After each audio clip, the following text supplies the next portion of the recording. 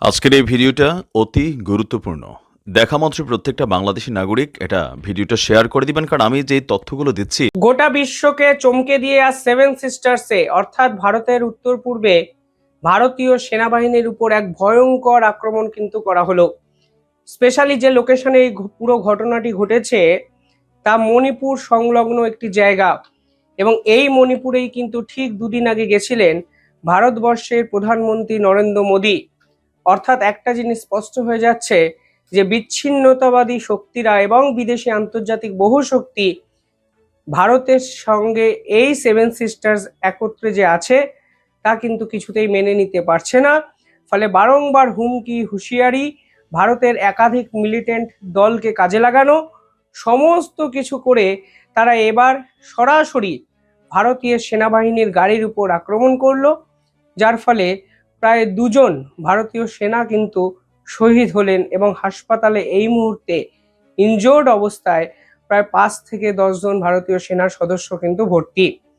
কি হয়েছে পুরো ঘটনা দেখুন। এই মুহূর্তে মণিপুরকে কেন্দ্র করে শুধুমাত্র ভারতবর্ষের ইন্টারনাল পলিটিক্স যে উত্তপ্ত তা কিন্তু নয়। আপনাদের হয়তো মনে আছে রাষ্ট্রসংঘের যিনি কমিশনার ভল্টার টার্ক, তিনি এই মণিপুর ইস্যুটিকে আন্তর্জাতিকরণের চেষ্টা করেছিলেন। অর্থাৎ মণিপুরের উপর বিদেশি শক্তির নজর কিন্তু আজকে থেকে আছে তা কিন্তু নয়, বহুদিন ধরে ওয়েস্টার্ন কান্ট্রির লং টার্ম জিওপলিটিক্যাল গোল কিন্তু এই মণিপুর সংলগ্ন মায়ানমার বাংলাদেশকে কেন্দ্র করে একটি খ্রিস্টান রাষ্ট্র তৈরি করার, যে রাষ্ট্র তৈরি করার এই যে পুরো বিষয়টি ফাঁস করে দিয়েছিলেন শেখ হাসিনা। সেই মণিপুরে বর্তমানে মেতাই এবং কুকি এই দুই বিদ্রোহী গ্রুপ কিন্তু আছে, আপনারা অনেকেই জানেন। কিন্তু এই কুকি নামক বিদ্রোহী গ্রুপ কিন্তু এতদিন পার্বত্য অঞ্চলে অপারেট করত। কুকিদের হাতে অস্ত্রকে তুলে দিয়েছে, মিতেইদের হাতে অস্ত্রকে তুলে দিয়েছে। কিভাবে কুকিরা দিনের পর দিন বিদেশি অস্ত্র ব্যবহার করে ভারত সরকারের বিপক্ষে, কিভাবে তারা যে সরঞ্জাম ব্যবহার করে তার সবকিছুই বিদেশি সরঞ্জাম, কি এর ফান্ডিং কে করে, এই ধরনের অসংখ্য প্রশ্ন কিন্তু শেষ 1 বছরে ধারাবাহিকভাবে উঠেছে।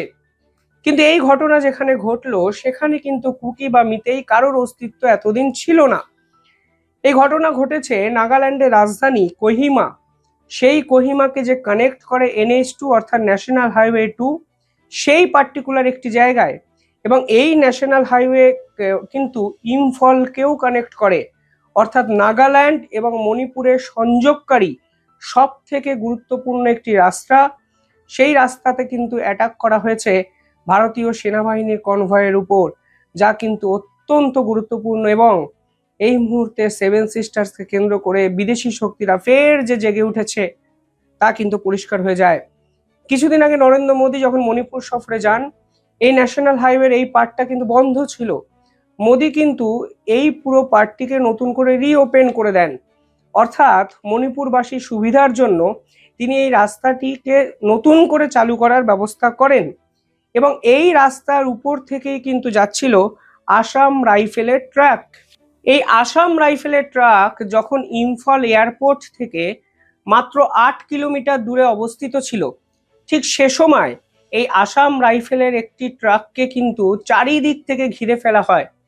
এবং যে তথ্য আমাদের সামনে আসছে সেখানে বলা হচ্ছে এই আসাম রাইফেলের ট্র্যাকে 33 জন সেনাবাহিনীর সদস্য কিন্তু ছিলেন। তাদের উপর কিন্তু 4 থেকে 5 জন বন্দুকধারী ব্যক্তি নির্বিচারে গুলি চালাতে কিন্তু শুরু করেন, যার ফলে প্রায় 2 জন, মানে এখনো সরকারি তথ্য আসেনি, মনে করা হচ্ছে 2 জন জওয়ান শহীদ হয়েছেন। এর কিন্তু এক স্ট্র্যাটেজিক কন্টেস্ট আছে। প্রথমত সেভেন সিস্টার্সকে টার্গেট শুধুমাত্র বিদেশি শক্তি করেছে, মানে চীন আমেরিকা এরা করেছে তা কিন্তু নয়। বাংলাদেশের মোহাম্মদ ইউনূস সরকারও কিন্তু বারংবার এই সেভেন সিস্টার্সকে উত্তপ্ত করার চেষ্টা করেছে। বাংলাদেশ থেকে দিনের পর দিন সেভেন সিস্টার্সকে নিয়ে একাধিক স্টেটমেন্ট এসছে এবং তারা সরাসরি বলেছে সেভেন সিস্টার্সকে তারা বিচ্ছিন্ন করে দিতে চায় ভারত থেকে। স্ট্র্যাটেজিক কন্টেস্টটা যদি দেখেন তাহলে এই মুহূর্তে বুঝবেন ইম্ফল ভ্যালির কাছে অত্যন্ত গুরুত্বপূর্ণ একটি সেন্সিটিভ জায়গা আছে যাকে বলা হয় বিষ্ণুপুর ডিস্ট্রিক্ট।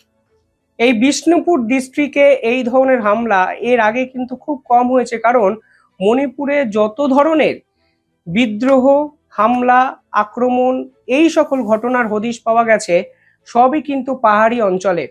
পাহাড়ি অঞ্চল এতটাই দুর্গম, জঙ্গল পরিবেষ্টিত, সেখানে কিন্তু ভারতের সেনারা খুব চট করে মুভ করতে পারেনি। কিন্তু ন্যাশনাল হাইওয়ের উপরে এই ধরনের ঘটনা একটা জিনিস কিন্তু স্পষ্ট করে দিচ্ছে যে এই সকল বিচ্ছিন্নতাবাদী দল অনেক বেশি অ্যাগ্রেসিভ হয়ে যাচ্ছে, এবং যেখানেই ঘটনাটি ঘটানো হয়েছে তা কিন্তু ভারত এবং মায়ানমারের বর্ডারে। অর্থাৎ পরিষ্কার বোঝা যাচ্ছে মায়ানমার থেকে, বাংলাদেশ থেকে কেউ বা কারা এই পুরো ঘটনার সঙ্গে জড়িত, এবং ভারতের বিদ্রোহী গ্রুপগুলোকে কাজে লাগিয়ে ভারতের সেনাবাহিনীকে শেষ করার কাজ করছে, এবং সেভেন সিস্টার্সকে কিন্তু অশান্ত করার চেষ্টা করা হচ্ছে। এই পার্টিকুলার জায়গায় কিন্তু আসপা নেই। আসপা মানে কি? Armed force special power act. Bharat সরকার কিন্তু মণিপুরে বিভিন্ন জায়গায় এই অ্যাক্টকে অ্যাক্টিভ করে দিয়েছে, কিন্তু 5টি জেলায় কিন্তু অ্যাক্টিভ করা হয়নি। আজকে যে ঘটনা এখানে ঘটানো হয়েছে সেখানেও কিন্তু এই আসপাকে অ্যাক্টিভ করা ছিল না। অর্থাৎ তুলনামূলকভাবে একটি সিকিউরড প্লেস যদি তুলনা করেন, ফলে সেই সিকিউরড প্লেসেও ভারতের সেনার উপরে আক্রমণ নিঃসন্দেহে মর্মান্তিক। এই যে আসাম রাইফেলসের কথা বলছি, এরা কিন্তু স্বরাষ্ট্র মন্ত্রকের অধীনস্থ হলেও এদেরকে কিন্তু কন্ট্রোল ভারতীয় আর্মি করে, সেনাই করে। ফলে এই গাড়িতে যারা ছিলেন তারা কিন্তু ভারতের সেনার সদস্যই ছিলেন, তা কিন্তু এক কথায় পরিষ্কার। এর ফলে ইন্দো মায়ানমার বর্ডারে অনেক বেশি সিকিউরিটি হয়তো বাড়বে, নর্থ ইস্ট সেভেন সিস্টার্সে অনেক বেশি সিকিউরিটি বাড়বে, এবং এই মুহূর্তে লোকাল পুলিশ তারা কিন্তু বিভিন্ন জায়গায় যারা হামলাকারী তাদেরকে শনাক্ত করার চেষ্টা করেছে। কিন্তু সব থেকে বড় প্রশ্ন, সেভেন সিস্টার্স ভারতের উত্তর পূর্ব ফের একবার বিদেশি শক্তির আক্রমণের সামনে পড়ল। আমি বিভিন্ন সময় ভিডিও বানিয়েছি, অনুপ্রবেশকারী ইস্যু তুলে ধরেছি, একাধিক বাংলাদেশের অনুপ্রবেশকারী চক্রান্তকে আপনাদের সামনে তুলে ধরেছি, এবং বারবার করে বলেছি এই সেভেন সিস্টার্সকে কেন্দ্র করে অনেক বড় পরিকল্পনা কিন্তু বাংলাদেশে বসে কেউ না কেউ করছে, যা বাংলাদেশের মোহাম্মদ ইউনূস সরকার স্পষ্ট প্রশ্রয় দিচ্ছে। আজকে সেই পুরো ঘটনার হদিশ আমরা কিন্তু পেলাম। যাই হোক, এই পুরো ঘটনার দায় এখনো কোনো সংগঠন স্বীকার করেনি। কে বা কারা এই ঘটনার সঙ্গে জড়িত, সময় হয়তো সবকিছুই প্রকাশ্যে নিয়ে আসবে। কিন্তু সব থেকে ইম্পর্টেন্ট বিষয় হলো সেভেন সিস্টার্স কিন্তু ফের একবার বিদ্রোহীদের আক্রমণের শিকার হলো, যা মোহাম্মদ ইউনূসের পরিকল্পনা। মোহাম্মদ ইউনূস যা চেয়েছিলেন, মোহাম্মদ ইউনূসের সঙ্গে যা পাকিস্তান দিনের পর দিন পরিকল্পনা করেছে, তা কিন্তু আজকে দিনের আলোর মতো ফের একবার স্পষ্ট। কমেন্টে জানাবেন আপনারা কিভাবে দেখছেন পুরো ঘটনাটি।